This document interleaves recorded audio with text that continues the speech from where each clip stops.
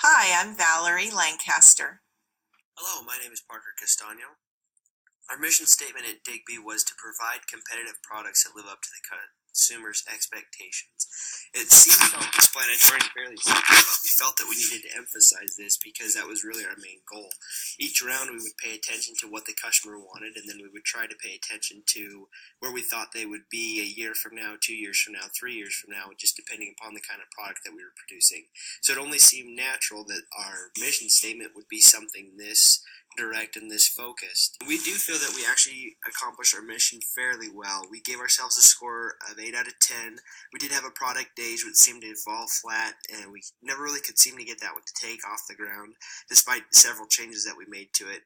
We also felt that we got an 8 out of 10 because we did see a need and we filled the need in the low-tech market. We noticed that there was low competition and low offerings there, and so we felt that we could stand out and really meet that consumer need, which again points right back to that mission statement.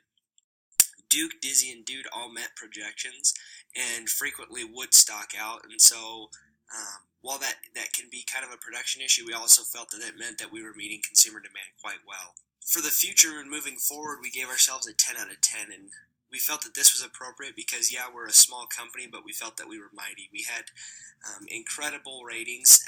Our S&P credit rating was the best in the industry. Our contribution margin was the highest. Regularly, we were turning a fairly high profit considering our sales weren't as competitive as others. And so we felt that as we continue to iron out the kinks, those numbers would only grow because that's an excellent foundation to build upon.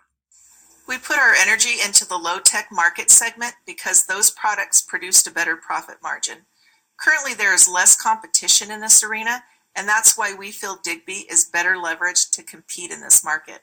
While we want to keep a foothold in the high-tech segment, we feel the market is oversaturated with options, thus making it cost-prohibitive to compete and not earn enough return on investment.